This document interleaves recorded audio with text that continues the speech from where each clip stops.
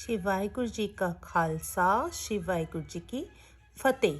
ਤਨ ਤਨ ਸ਼੍ਰੀ ਗੁਰੂ ਗੋਬਿੰਦ ਸਿੰਘ ਸਾਹਿਬ ਜੀ ਸਭ ਥਾਈਂ ਹੋਣਾ ਜੀ ਸਹਾਏ। ਆਓ ਸਾਧ ਸੰਗਤ ਜੀ, ਅੱਜ ਅਸੀਂ ਸੌ ਸਾਖੀ ਨਾਲ ਜੁੜੀਏ। ਆਗੇ ਸਾਖੀ ਪੰਜਵੀਂ ਚਲੀ। ਗੁਰੂ ਸੱਚਾ ਪਾਤਸ਼ਾਹ ਕੇਸਗੜ੍ਹ ਵਿਖੇ ਦੀਵਾਨ लगाकर सोडी पातशाह बैठा। सिख काल वस हुआ। सिखनी ने शास्त्र कथा सुनी सी। सती होने का महात्म बहुत है। गुरा पास आखन लगी, हे पातशाह मैं सती होमनी हाँ। सतगुरु जी वचन कीता, हे सिखणीए देखी सती ना होई, आत्मघात होवेगा। विधवा संतोख रखे तो बड़ा पुण्य है, जे संतोख ना रखे तो सिख नाल आनंद पड़ा लवे ता सिखनी आग्या मान कर सती ना होई।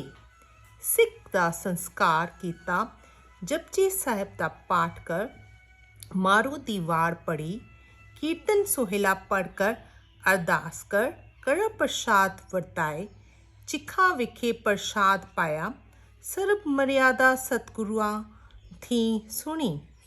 अर संगत ने पूछया, हे दीनानाथ गुरु जी, असा कथा विच सुनिया है कि सती अपने पति साथ 1000 बरस सुर्ग भोगती है।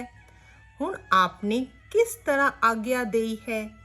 गुरा हुक्म कीता, जो सिख सिखणी दोनों साडा मंत्र पढ़नगे अर खंडे दा अमृत छकणगे, ਉਹ ਮਾਤ ਲੋਕ ਸਵਰਗ ਲੋਕ ਫਿਰ ਬੇਖੁੰਡ ਲੋਕ ਵਿਖੇ ਸੁਖ ਭੋਗਣਗੇ, ਆਪਣੇ ਪਿਤਰਾਂ ਦਾ ਉਧਾਰ ਕਰਨਗੇ। ਜਿਹੜੀ ਸਿੱਖਣੀ ਖੰਡੇ ਦਾ ਅੰਮ੍ਰਿਤ ਨਾ ਛਕੇਗੀ, ਉਹ ਸਿੱਖਾਂ ਨਾਲੋਂ ਅਕਾਲ ਪੁਰਖ ਦੀ ਦਰਗਾਹੇ ਵਿਛੜ ਜਾਏਗੀ। ਸੁਨਤ ਜਨੇਹੂ ਨਹੀਂ ਅਰ ਨਿਗਰੇ ਰੱਖਦੇ ਹਨ ਤਾਂ ਗਤੀ ਨਹੀਂ ਹੁੰਦੀ। ਗੁਰਾਂ ਬਚਨ ਕੀਤਾ, सिंह धर्म में खंडे का अमृत ही संस्कार गुरु है। हिंदू तुर्क दोनों स्त्री को संस्कार नहीं करते। सिंह प्रसन्न होए सुनकर अते अर्ज करी ता सच्चे पातशाह सिख की बेनती मानकर मंत्रों से अमृत को लगे तैयार करन खंडे नाल। श्री मुखवाक पातशाही 10वीं त्रिपुतिव प्रसाद स्वई। श्रावक सुध समूह सिद्धान के देख फिरियो कर चोत जति के, सूर सुरादन सुध सुदादिक संत समूह अनेक मति के।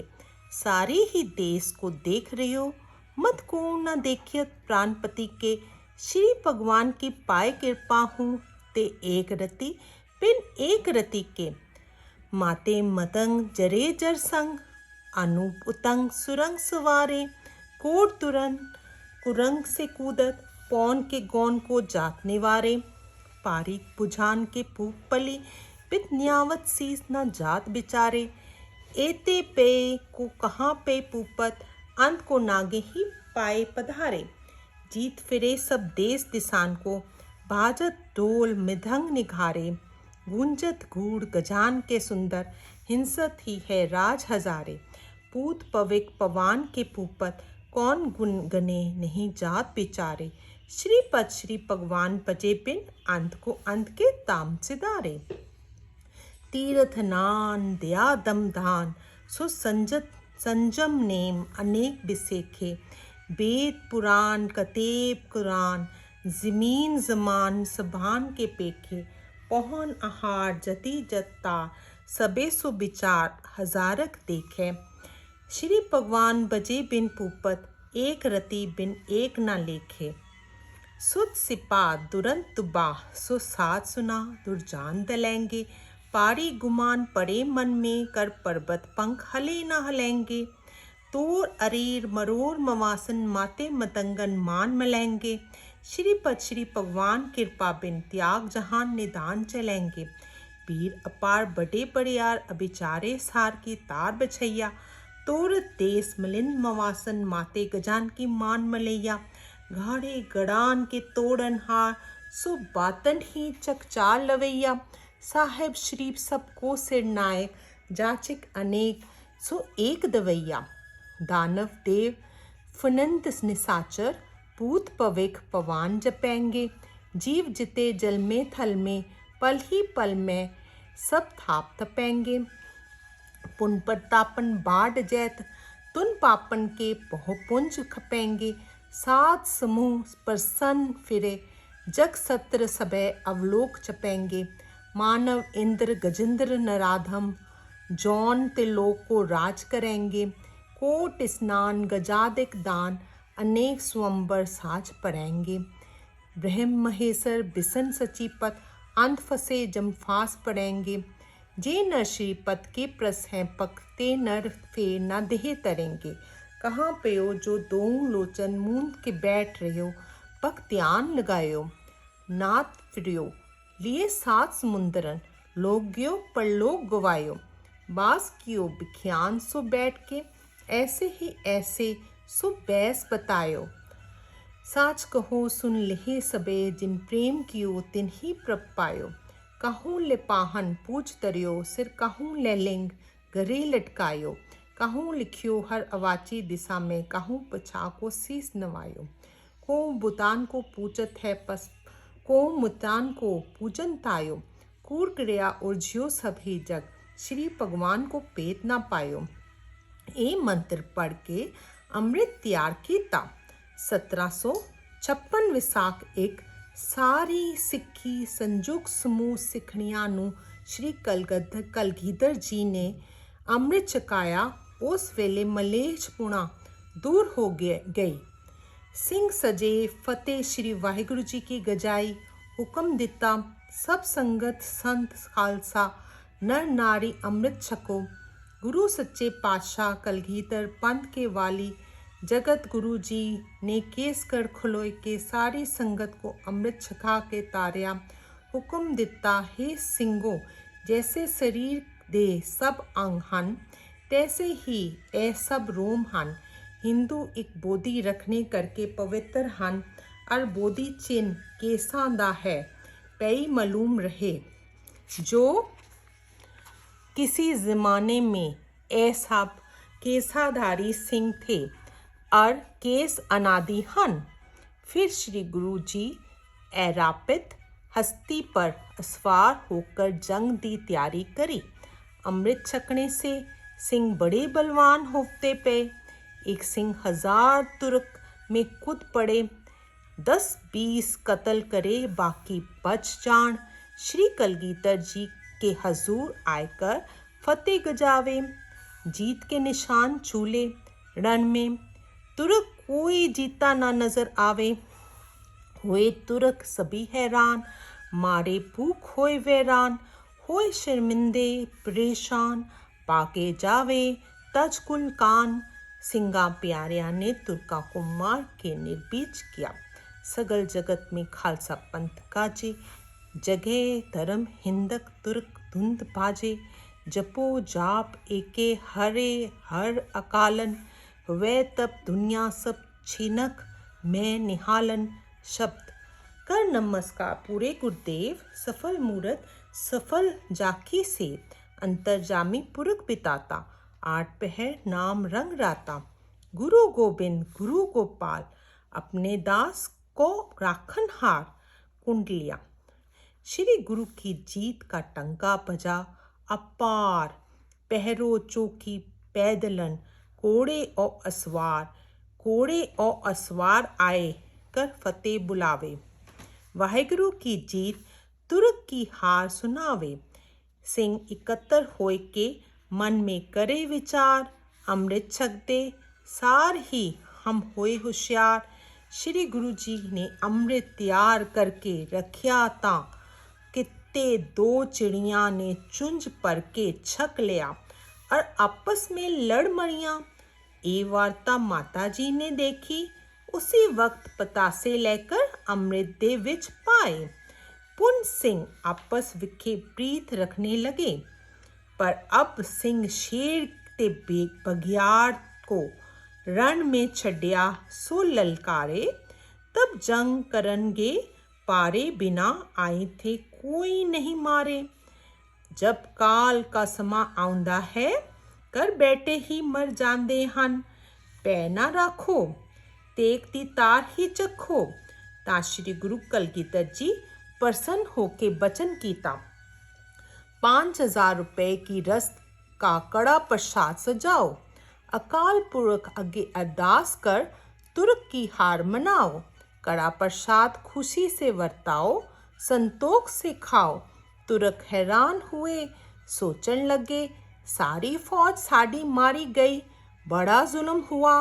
तब औरंगजेब बादशाह ने नजूमिया को बुलाकर पूछा, क्या सबब है? मेरी हार हुई है और हिंदुओं के गुरु की जीत हुई। और हमने सुना है कि सिख को गुरु अमृत छकाउंदा है अते आखदा है, तुसी किसी से ना डरो। और सिंहों का गुरु बड़े जोर में आया है और कहता है कि 1.25 लाख से एक लड़ाओ। और सिखों को सिंह कहन लग पे है। सिंह सभी मुल्क लेवेंगे, राज होवेंगे, जंगल बूटे विच सिंह करन पुकार, सत जयकार। ऐसी बातें सिखा दा गुरु आखदा है, कुछ अकल काम नहीं करती। अब तुसी बताओ, अमृत किसनू आखदे हन?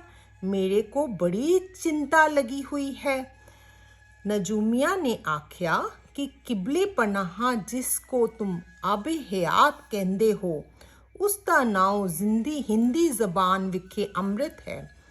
बादशाह सुन के हैरान होया कि अब सिख मुझे जैर करनगे, ए मरने से ना डरनगे, छेती जंग करनगे, जिन्हां दे गुरु पास अब्बे हयात है।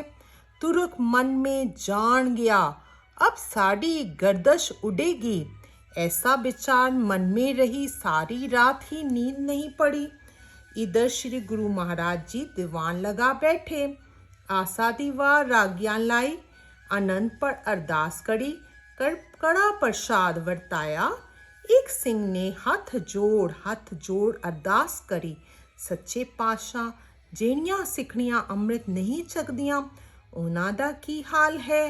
ਗੁਰੂ ਜੀ ਬਚਨ ਕੀਤਾ, ਹੇ ਸਿੱਖਾ, ਉਹ ਆਪਣੇ ਪਤੀ ਸਾਥ ਪ੍ਰੀਤ ਨਹੀਂ ਰੱਖਦੀਆਂ, ਦਿਲੋਂ ਬੇਮੁਖ ਹਨ, ਜਿਹੋ ਜਿਹੀਆਂ ਪਿਛਲੀ ਜਨਮ ਤੁਰਕਾਂ ਦੀਆਂ ਧੀਆਂ ਸਨ। ਇਹਨਾਂ ਦੇ ਕੰਨੀ ਸ੍ਰੀ ਗੁਰੂ ਜੀ ਦੀ ਬਾਣੀ ਦਾ ਆਵਾਜ਼ਾਂ ਪਈਆਂ ਸੀ, ਇਸ ਕਰਕੇ ਹੁਣ ਇਹਨਾਂ ਸਿੱਖਾਂ ਦੇ ਘਰ ਜਨਮ ਲਿਆ ਹੈ। ਮੁਸਲਮਾਨ ਹਿੰਦੂ ਮੱਤੇ ਕੀ ਪਹਿਲੀ ਕੰਗੀ ਬਣੀ ਸੀ। ਹੁਣ ਸ਼੍ਰੀ ਗੁਰੂ ਗੋਬਿੰਦ ਸਿੰਘ ਜੀ ਨੇ ਹੁਕਮ ਨਾਲ ਕੰਗਾ ਪੈਦਾ ਹੋਇਆ। ਸਿੰਘ ਪੰਥ ਵਾਸਤੇ ਨੀਵੀਂ ਪਿੱਠ ਵਾਲੀ ਕੰਗੀ ਰੱਖਣੀ ਦੋਸ਼ ਹੈ। ਜਿਹੜੀਆਂ ਤਮਾਕੂ ਦੀ ਨਸਵਾਰ ਲੈਂਦੀਆਂ ਹਨ, ਗੋਰਾਂ ਨੂੰ ਪੂਜਦੀਆਂ ਹਨ, ਪ੍ਰੀਤੀ ਸਾਧ ਤੁਰਕਾਂ ਨੂੰ ਦਾਨ ਦਿੰਦੀਆਂ ਹਨ, ਇਹੋ ਜਿਹੀਆਂ ਫਿਰ ਤੁਰਕਾਂ ਦੇ ਘਰ ਜਨਮ ਲੈਣਗੀਆਂ। ਜੋ ਤਮਾਕੂ ਦੀ ਨਸਵਾਰ ਲਏ, ਉਸ ਦੇ ਹੱਥੋਂ ਪੁੰਨ ਨਹੀਂ ਲੱਗਦਾ। ਆਪਣੀਆਂ ਪਰਤੀਆਂ ਨੂੰ ਵੀ ਤੁਰਕਾਂ ਦੇ ਜਨਮ ਪਾਉਣਗੀਆਂ। ਜਿਹੜੇ ਸਿੱਖਾਂ ਦੇ ਪੁੱਤਰ ਹੋਣਗੇ, ਸਿੱਖਣੀ ਕੋ ਗੁਰੂ ਦਾ ਉਪਦੇਸ਼ ਦੇ ਕਰਕੇ ਤੇ ਡਰਾ ਕੇ ਵੀ ਅੰਮ੍ਰਿਤ ਖੰਡੇ ਦਾ ਛਕਾ ਦੇਣਗੇ। ਨਿਗੁਰੇ ਦਾ ਮੁਖ ਦੇਖਣਾ पाप है। सिंह धर्म में खंडे दा अमृत ही गुरु है। कान में वाहिगुरु नाम मंत्र सुना देना दूणों कहने से असर नहीं हुंदा। शब्द गुरु मंत्र कान में दियो।